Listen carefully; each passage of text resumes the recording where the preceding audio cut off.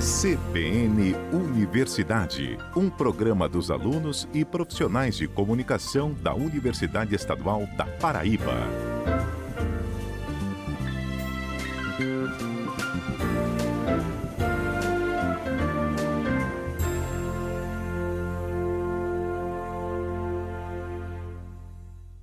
Oi pessoal, bom dia! Estamos iniciando o CBN Universidade deste sábado. E você fica sintonizado aqui com a gente que até às 10 horas da manhã tem muita informação para você. Esse programa é uma parceria entre a Universidade Estadual da Paraíba, através da Coordenadoria de Comunicação da UEPB, com a Rádio CBN Campina Grande, que possibilita espaço para atividade prática de radiojornalismo para estagiários da Codecom. Eu sou Natasha Leone, comecei nesse projeto como estagiária também, mas já me formei em Comunicação pela Universidade Federal de Campina Grande e sigo na apresentação desse programa que traz as principais informações do universo acadêmico da UEPB. E já vamos saber logo o que tem de destaque neste sábado. A gente fala sobre a editora universitária da UEPB e a publicação de um e-book voltado para estudantes de odontologia. Luciano Nascimento participa com a gente no quadro Direito e Cidadania. Na coluna de hoje, assassinatos de crianças e adolescentes no Brasil.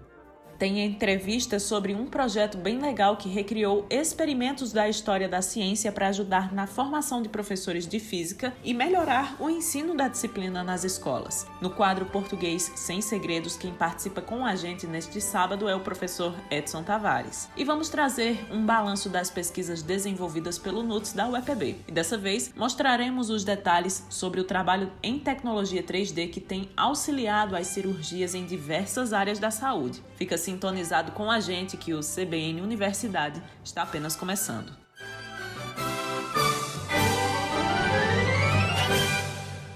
Apresentação: Natasha Leone. E já iniciamos o nosso programa com a participação do professor Luciano Nascimento. Direito e Cidadania, com Luciano Nascimento. Bom dia, ouvintes, e o tema de hoje é um dos mais preocupantes para a ideia de sociedade, para a ideia das relações sociais, para a ideia do próprio processo civilizatório. Falamos, portanto, sobre crimes contra a vida, crimes contra as pessoas, ou, como está lá previsto na parte especial do Código Penal Brasileiro, o Decreto 2848 de 1940, a tipologia denominada de homicídio. No título 1 dos crimes contra as pessoas, capítulo 1 dos crimes contra a vida. Muito bem.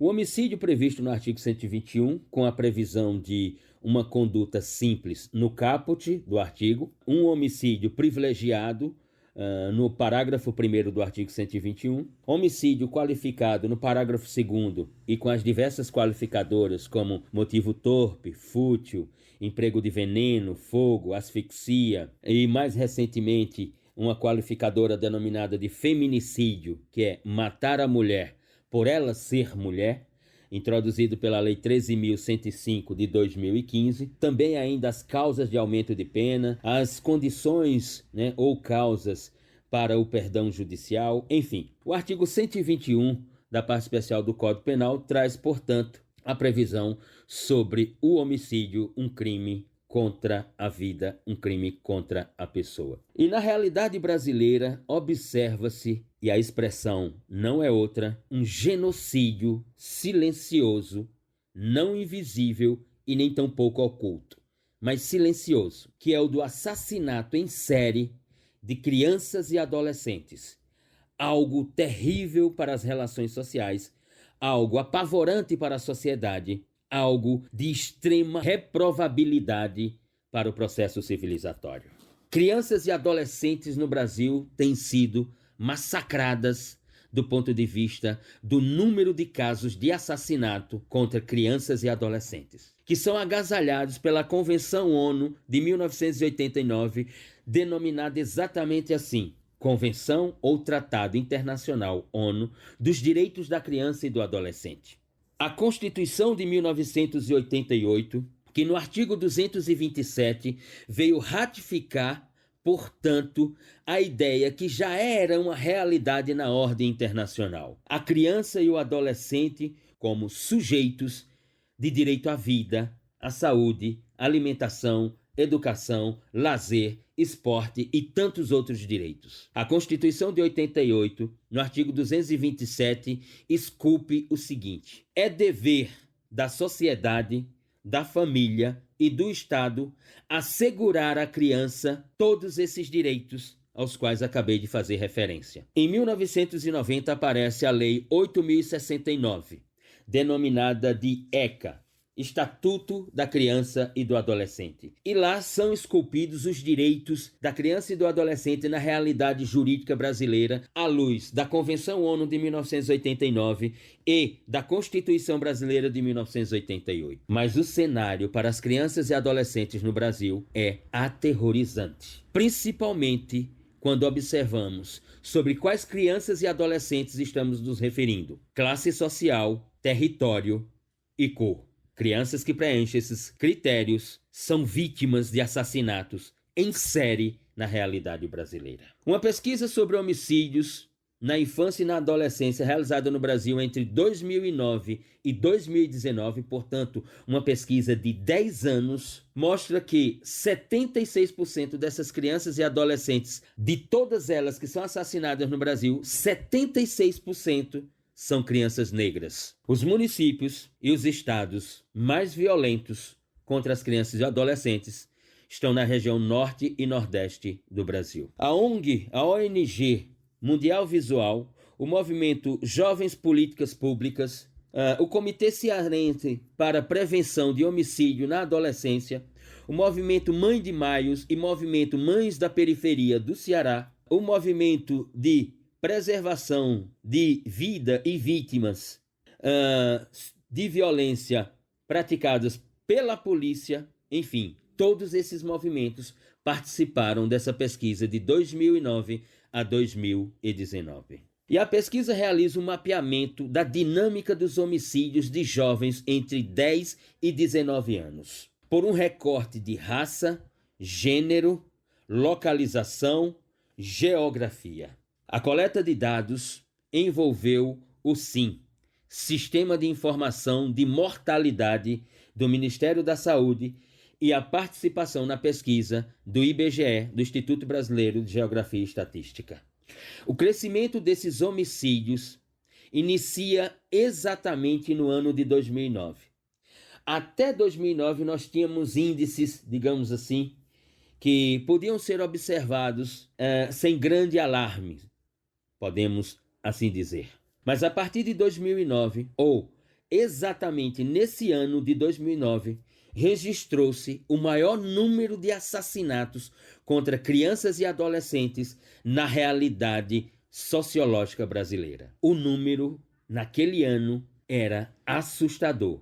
11.804 crianças e adolescentes foram assassinadas no Brasil naquele ano. Mas o pico aconteceu no ano de 2017.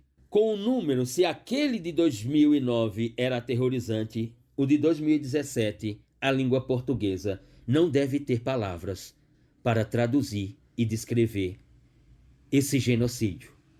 No ano de 2017, tivemos no Brasil 65.602 assassinatos de jovens, de crianças e adolescentes. Entre os anos de 2018 e 2019, esse índice caiu enormemente, mas mesmo assim, os números ainda são assustadores. Foram assassinados, entre os anos de 2018 e 2019, 6.930 crianças e adolescentes no Brasil. Em relação ao ano de 2017, uma redução da ordem de 41,3%. Entre 2009 e 2019, o levantamento realizado pela pesquisa informa que nós tivemos 107.670 assassinatos de crianças e adolescentes. Desses 107.670 crianças e adolescentes mortas, assassinadas, 76% delas são crianças e adolescentes negros, o que significa um número de 81.512 crianças e adolescentes negras assassinadas. Desses 107.670 assassinatos, 93% são de meninos. A pesquisa aponta o crescimento de vítimas negras no campo dos homicídios. Antes de 2009, era 21% de vítimas negras. Em 2009, 71% de vítimas negras. Em 2019, 81% de vítimas negras. Jovens brancos são na ordem de 20,9% das vítimas. Em 2019, 17% das vítimas na infância e na adolescência de jovens brancos. A Unicef, que é um fundo para as Nações Unidas, informa que no Brasil, 32 crianças e adolescentes são assassinados por dia.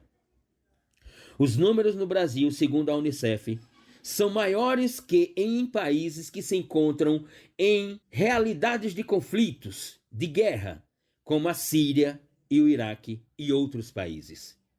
O assassinato de crianças e adolescentes na realidade brasileira é uma negação do processo civilizatório. Obrigada, professor Luciano, e até o próximo sábado com mais comentário na coluna Direito e Cidadania, sempre com temas muito relevantes para você, ouvinte do CBN Universidade. É hora de pausa no nosso programa e depois do intervalo a gente fala sobre editora da UEPB e um e-book publicado para estudantes e pesquisadores de odontologia. Ainda tem dica de português sem segredos. Fica sintonizado aqui na 103.5 que voltamos rapidinho. CBN Universidade, na CBN Campina Grande. CBN Universidade de volta para falar sobre a editora universitária da UEPB, que tem centenas de publicações disponíveis para download gratuitamente. A Edu UEPB foi criada em 1995 e a primeira publicação veio 3 anos depois. A função da editora é contribuir com a divulgação do conhecimento através de publicações dos resultados das atividades desenvolvidas no ensino, na pesquisa e na extensão da UEPB, para que a população tenha acesso à ciência. A Edu UEPB é filiada à Associação Brasileira de Editoras Universitárias e ocupa cada dia mais um espaço significativo e consolidado no segmento, garantindo publicações em diversas áreas do conhecimento, como saúde, literatura, educação, tecnologias, ciências e entre outras. Uma publicação da Edu UEPB é o e-book voltado para estudantes de odontologia, idealizado pelo professor Alessandro Leite Cavalcante, com a participação dos alunos de doutorado do programa de pós-graduação em odontologia da UEPB, Isla Camila, Liege Helena Freitas e Fernandes Luana Farias. E sobre essa publicação da Edu UEPB, uma das autoras enviou um áudio pra gente. Vamos ouvir o que falou a Isla Camila Carvalho Laureano sobre o e-book. O livro Hipomineralização molar incisivo, do diagnóstico ao tratamento, foi escrito por mim, meu orientador de doutorado, professor doutor Alessandro Cavalcante, e minhas parceiras de pesquisa, professora doutora Liege Fernandes e professora Luna Farias.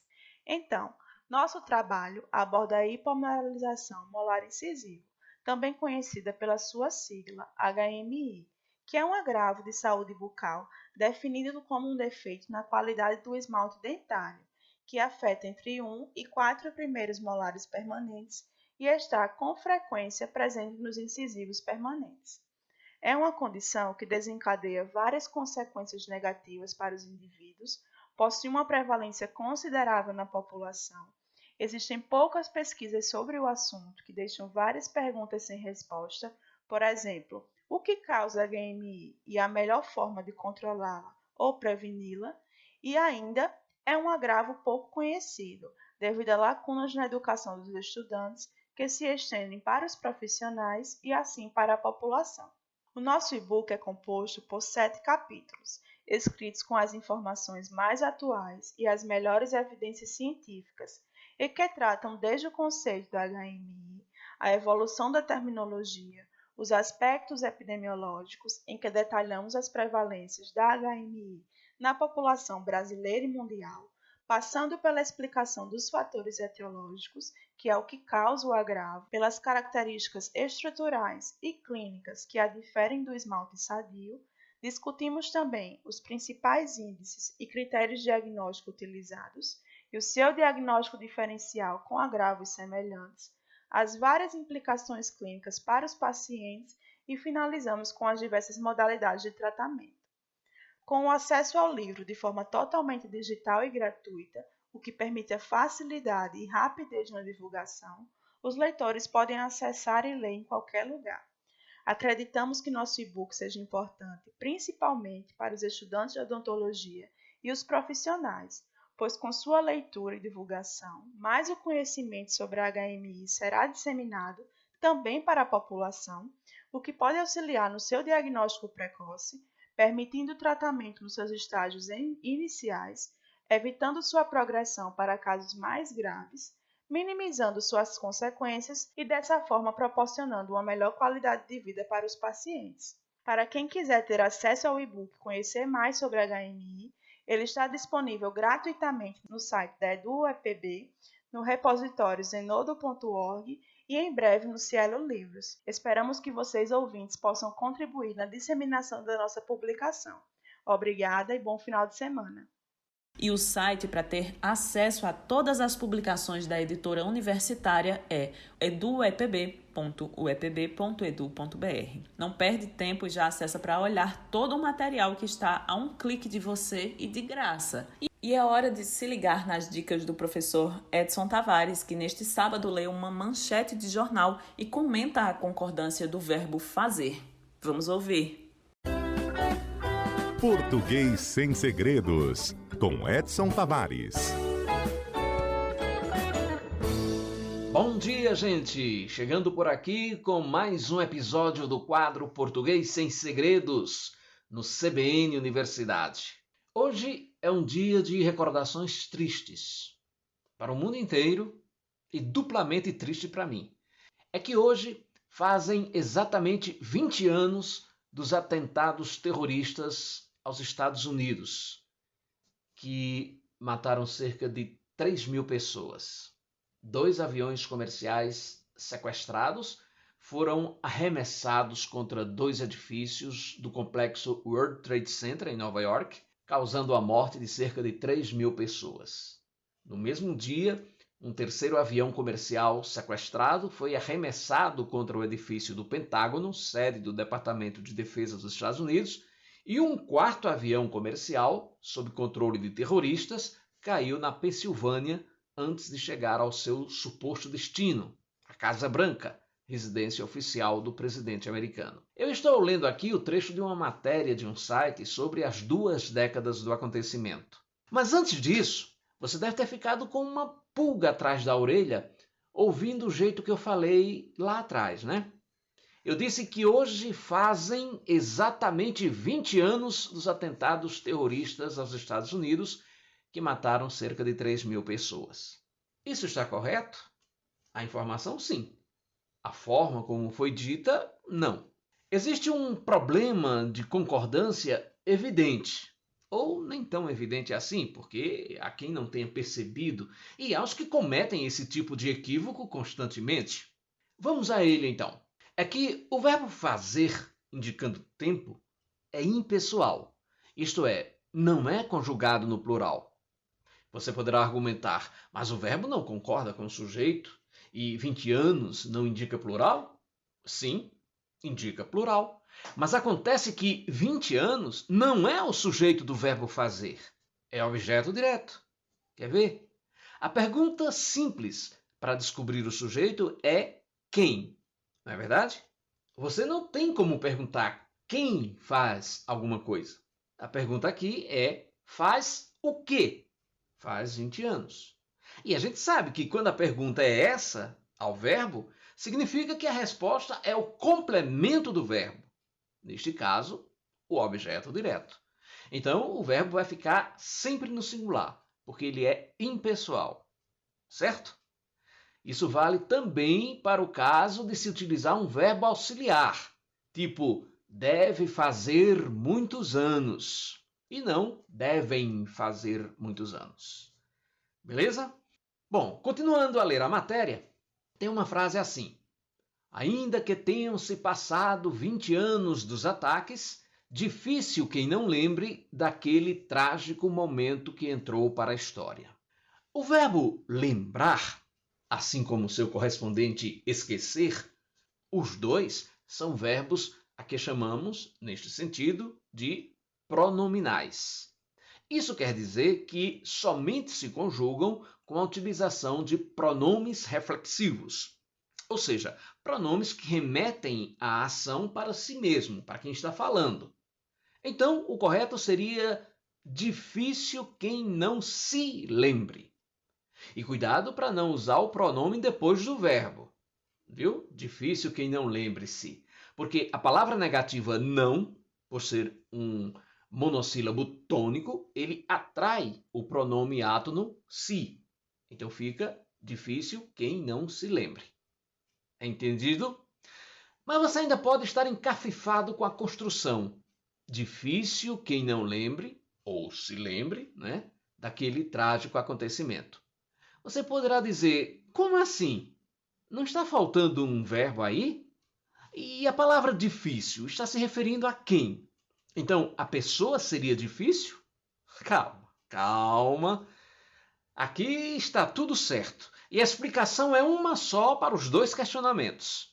Foi utilizada uma figura de linguagem chamada elipse, que é a supressão, a retirada de uma palavra facilmente identificável. Aqui ocorreram duas elipses, na verdade. A do verbo ser e a do verbo encontrar. A frase, digamos, desdobrada, sem as elipses, seria: é difícil encontrar quem não se lembre daquele trágico acontecimento. Então, retirou o verbo ser, é, e o verbo encontrar, e ficou difícil quem não se lembre e tal. As elipses deram mais dinamicidade e coloquialidade ao texto, aproximando-o do leitor e sem ferir a gramática, certo? Mas eu disse no começo que este dia é duplamente triste para mim. É que, além da triste lembrança dos 20 anos dos atentados, eu lembro também que faz 10 anos que faleceu minha mãe, a professora Maria José Tavares. Mas sobre isso eu vou falar não, que ainda dói demais. Eu volto sábado que vem. Um abraço. Obrigada, professor Edson Tavares. E no próximo sábado, o nosso quadro Português Sem Segredos está de volta e com a participação do professor Denis Medeiros. É hora de mais um intervalo. Fica grudadinho aqui na CBN Campina Grande, que na volta falamos sobre um projeto bem didático que tem auxiliado na formação de professores para o ensino das ciências. A gente volta já.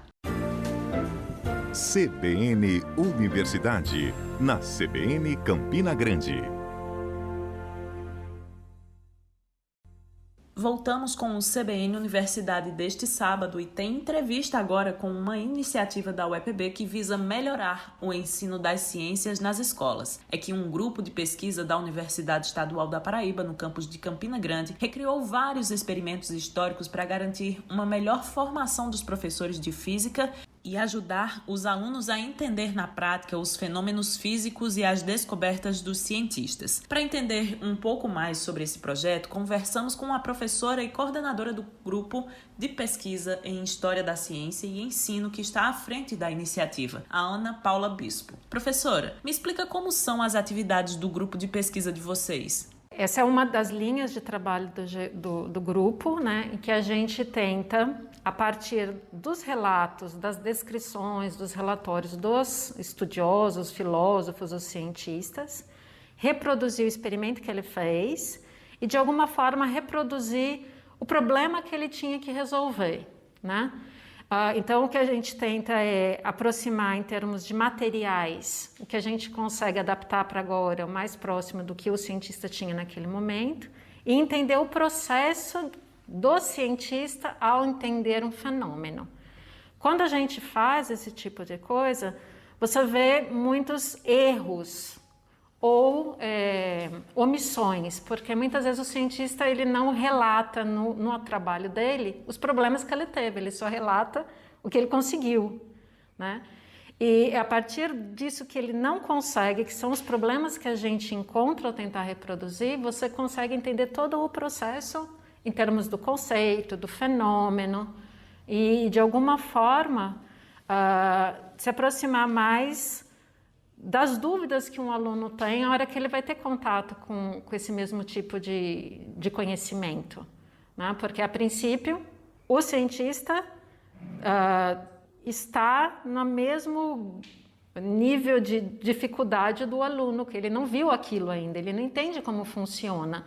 Então, como que ele processa esse conhecimento sobre o fenômeno?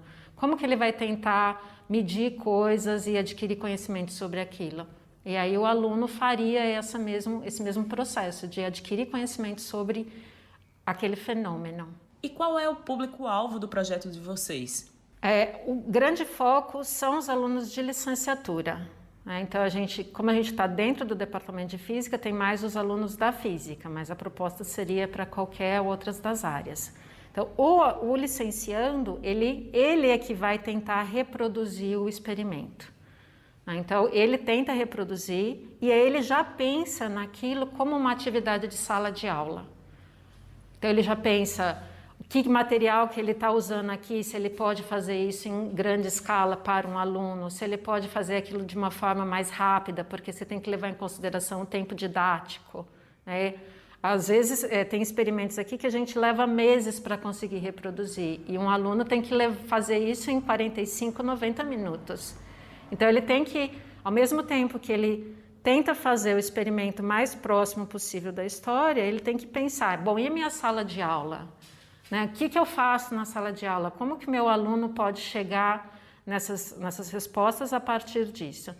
Então, é o licenciando, mas o licenciando pensando em sala de aula. E aí, como os mestrandos nossos são professores da educação básica, né? E vários que já acabaram a graduação continuam participando do grupo, então a gente tem muito essa resposta da sala de aula, sabe? A gente faz o experimento, monta uma proposta, pede para o próprio grupo olhar se aquilo é viável ou não é viável. O professor fala, não, isso não vai funcionar, faz de outra forma. Então, fica nesse processo de testagem e de validação, até que a gente chegue numa maneira mais próxima possível do que é para um professor fazer em sala de aula. Então, são as duas coisas, tanto o professor quanto o aluno da educação básica. A gente tenta fazer as duas coisas ao mesmo tempo. A ideia do projeto é que o professor possa aprender além das fórmulas da física. Como é esse processo? Um dos nossos experimentos que eu acho que chama mais atenção é a luneta do Galileu, né? Primeiro porque é onde todo mundo acha que começou a ciência moderna, e o Galileu é muito conhecido. Então, a gente tentou reproduzir a luneta com as mesmas informações que o Galileu deu. E aí, a hora que você pega essa luneta e aponta ela para o céu, você vê que o campo de visão é muito pequeno, né? Que provavelmente muitas das observações que ele diz que ele fez são muito difíceis de captar, né? Então, nesse processo de tentar reproduzir o que o cientista fez, é que você vê que o cientista ele não é um gênio, né? Ele está dentro de um contexto, ele tem intenções quando ele faz aquele experimento. E aí você acaba aprendendo o processo todo da ciência, que não é só eu pegar e colocar ponto focal, distância focal e faço a equaçãozinha da minha lente e com certeza eu vou conseguir, né, chegar no resultado, mas tem todo um processo por trás para chegar naquilo. Isso valoriza muito a sala de aula, a formação do professor, ele consegue se aprofundar mais nos conhecimentos da física, pensando no fenômeno e não na equação. Quais experimentos vocês conseguiram desenvolver no projeto? É um passeio na história da ciência, não é mesmo? A gente tem alguns experimentos do século XVII, que é a luneta e o telescópio, e em paralelo tem as questões do Gilbert. Vários experimentos eles seguem uma cronologia do desenvolvimento da ciência. A gente tem a luneta do Galileu, que seria esse começo no século XVII da ciência moderna, e também o versório do Gilbert, que são os primeiros experimentos com eletrostática e com a questão de atração e repulsão magnética e elétrica. Depois a gente tem o experimento do pêndulo, que é o experimento que vai aparecer muito no livro do Newton, ainda século XVII, e vários experimentos envolvendo eletrostática e depois eletrodinâmica, porque você vai desde as primeiras ideias da descarga elétrica, depois você consegue guardar a energia e tem a garrafa de Leyden, depois você consegue carregar essa garrafa de Leyden com um eletroforo, e aí faz a pilha de volta, que é um grande destaque na história da ciência, porque a partir da pilha de volta você consegue produzir eletricidade durante um tempo maior e aí chegar nos aparelhos eletromagnéticos, eletrodinâmicos e por aí vai. E alguns aparelhos também envolvem a questão de calor. Então a gente, quando junta a pilha, que ela produz eletricidade e na metade do século XIX, a pilha também é pensada como um combustível, né? Como que essa eletricidade pode virar trabalho? E aí a gente tem os experimentos de conservação da energia, né, que é essa transformação de um tipo de energia em outro.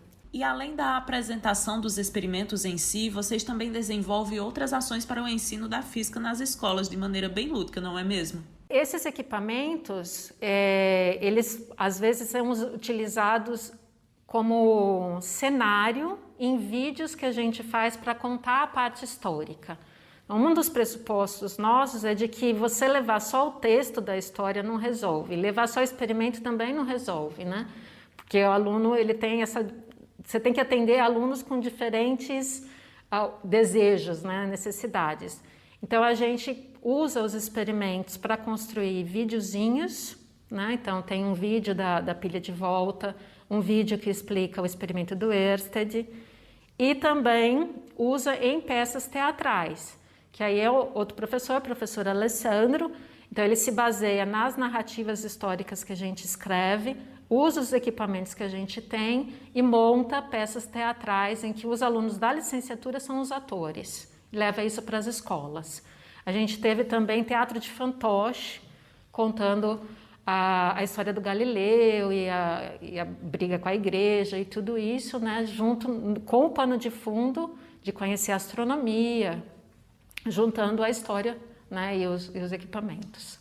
O projeto conta com a participação de alunos da pós-graduação da UEPB. O Gerson Gonçalves é professor de física e pesquisador e explica pra gente um dos experimentos, a bobina de Tesla, do Nikola Tesla. Vamos ouvir. Essa bobina aqui a gente criou mais voltada para, ou seja, a apresentação no ensino médio.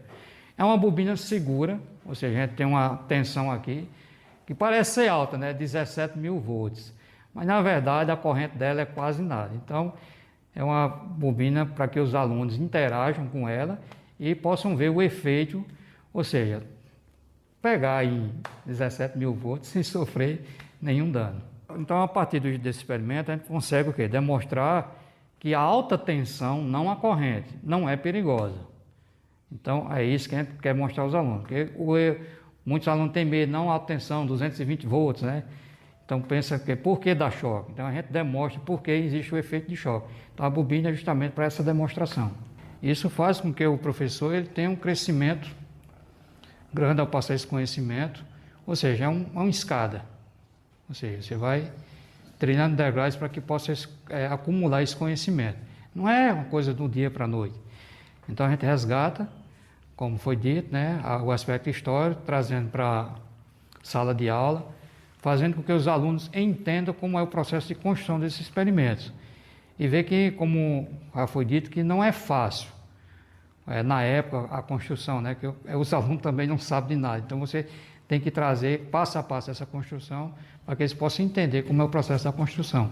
Que legal, não é mesmo? E a reportagem completa sobre esse projeto você confere na TV UEPB no YouTube. Além de toda a grade de programação de eventos realizados pela universidade, você ainda pode acompanhar todos os nossos programas também no canal Rede UEPB no YouTube. É muito fácil de encontrar, é só colocar CBN Universidade e a data na busca que já aparece logo no topo da pesquisa. Aproveita para se inscrever na TV UEPB, ativar os lembretes e sempre que entrar conteúdo novo na TV UEPB você vai ser acionado para já conferir. E vamos fazer mais uma pausa no CBN Universidade deste sábado. Mas rapidinho estamos de volta para falar sobre uma pesquisa desenvolvida pela equipe do NUTS da UEPB. Fica sintonizado aqui na 103.5 que voltamos em instantes. CBN Universidade, na CBN Campina Grande.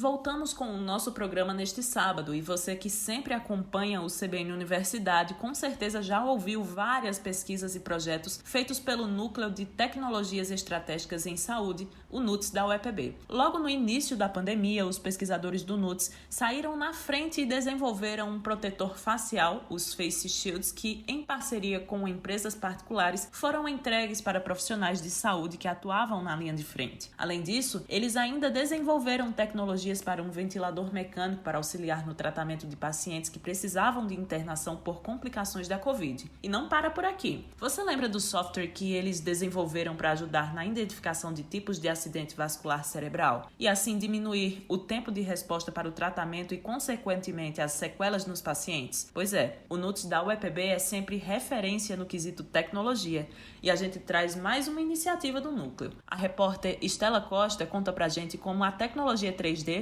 tem auxiliado na realização de cirurgias em diversas áreas da saúde. Vamos ouvir na matéria. O projeto é pioneiro no Nordeste e está levando alta tecnologia para a realização de cirurgias. O Laboratório de Tecnologias 3D do NUTS está criando guias cirúrgicos que possibilitam aos médicos simular todo o procedimento antes mesmo do processo de operação, usando imagens de computador com tomografia especializada e biomodelos de impressão 3D.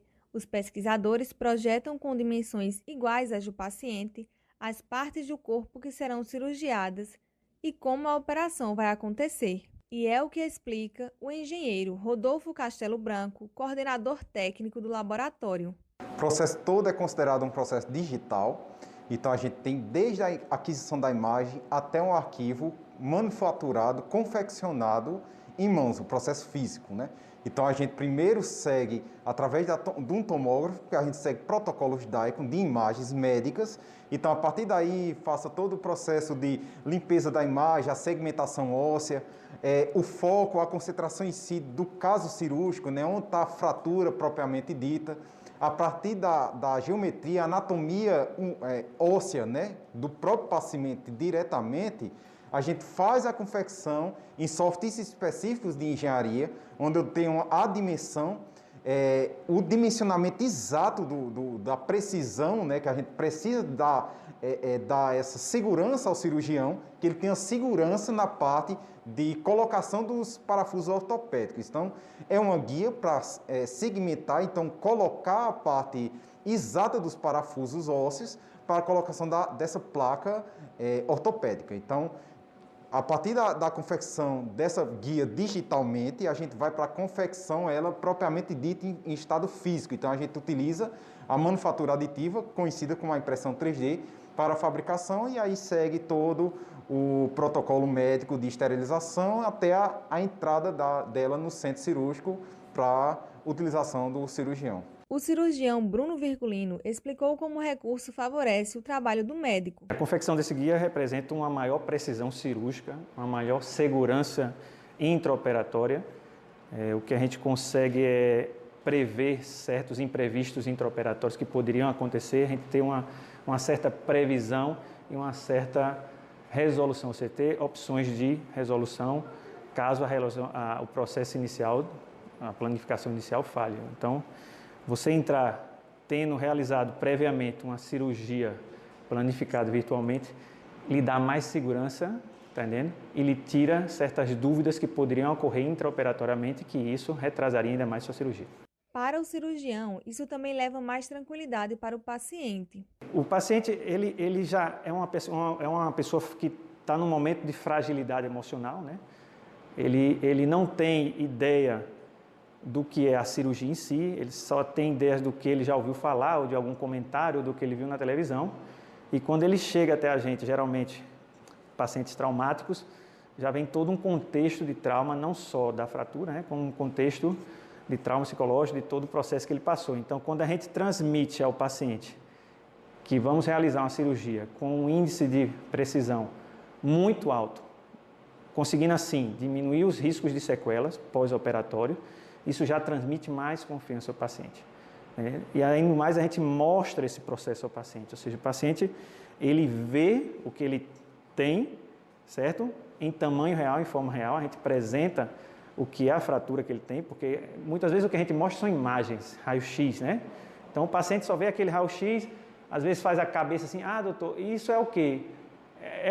O fraturado é quebrado, o fissurado é quebrado, ele não entende nem os termos sequer, ele não consegue entender bem aquela imagem daquela fratura que ele tem, né?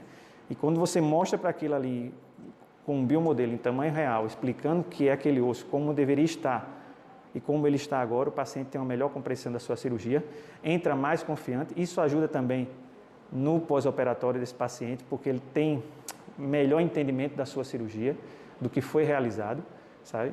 E sai mais seguro e mais confiante na relação médico-paciente. O engenheiro Rodolfo disse que o prazo para a elaboração do guia e dos biomodelos dura no máximo uma semana. Em média, de 5 a 7 dias, a parte do início, desde a aquisição até a cirurgia propriamente dita feita, né? A gente pode até simular virtualmente essa cirurgia antes mesmo de confeccionar a guia e antes mesmo de fazer a própria cirurgia. Outro benefício importante, segundo a coordenadora geral do laboratório, Yasmine Martins, é a recuperação mais rápida do paciente.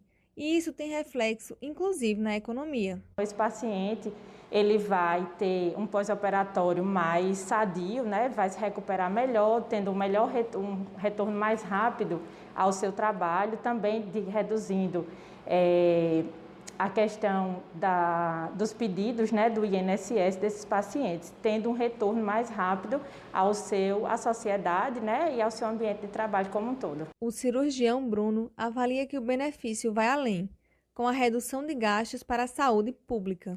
Quando eu consigo dar mais precisão à minha cirurgia, eu diminuo o tempo cirúrgico, eu diminuo o risco de complicações pós-operatórias e eu consigo uma melhor recuperação desse paciente pós-operatório. Então, tudo isso é como você falou, reduções de custo para o nosso sistema de saúde pública, que já é tão fragilizado e tão deficitário. Então, eu conseguindo essa economia para o sistema de saúde pública, eu posso extrapolar aqueles gastos extras a outros programas e a outras necessidades do nosso sistema de saúde pública. O uso de guias de cirurgia no SUS, ele é pioneiro no nosso estado e também no Nordeste, né, talvez até no Brasil inteiro.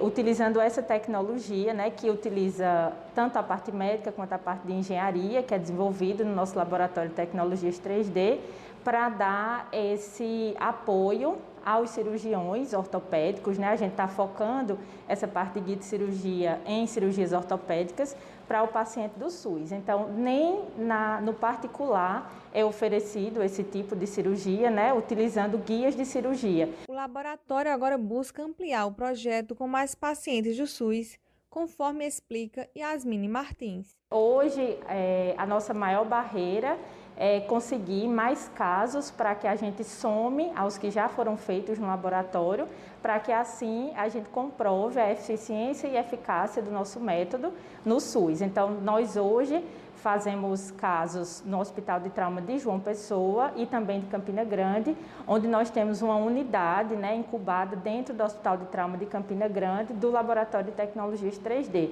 onde a gente tem essa relação rápida, né, com os cirurgiões. Então, a gente está lá esperando esses casos para que a gente faça em conjunto e beneficie o maior número de pacientes do SUS possível. Estamos disponíveis, né, a receber os cirurgiões de qualquer área, não só da área ortopédica, mas de qualquer área. Hoje a gente já trabalha com os cirurgiões bucomaxilofaciais, já é um trabalho desenvolvido há um tempo, mas a gente quer ampliar para todas as especialidades médicas. Então, nós estamos lá dentro do Hospital de Trauma de Campina Grande, mas podemos receber de qualquer hospital público do nosso estado e também de outros estados. Então, é só nos procurar e aí, através de um formulário, compilado todas as informações, comprovando que esse paciente é do SUS e a necessidade dele de fazer tanto o guia de cirurgia quanto o biomodelo, né, para que ele faça todo o planejamento cirúrgico, e a gente disponibiliza sem nenhum custo para os pacientes do SUS. Estela Costa para o CBN Universidade. Obrigada, Estela Costa, e parabéns para todos os pesquisadores que fazem parte do NUTS UEPB. E é hora de finalizar o CBN Universidade deste sábado. Nós que fazemos esse programa agradecemos pela sua companhia toda manhã de sábado. O CBN Universidade é uma parceria entre a Rádio CBN Campina Grande e a Universidade Estadual da Paraíba, que possibilita espaço para a prática do radiojornalismo para estudantes que fazem estágio na Coordenadoria de Comunicação da UEPB. A apresentação foi por minha conta, Natasha Leone. Na reportagem tivemos a Estela Costa, a edição e a finalização técnica de Isis Coelho e Apolo Ricarte, com direção de Hipólito Lucena. Nosso programa está de volta no próximo sábado, sempre a partir das 9 horas da manhã. Esperamos por você. Até lá! CBN Universidade, na CBN Campina Grande.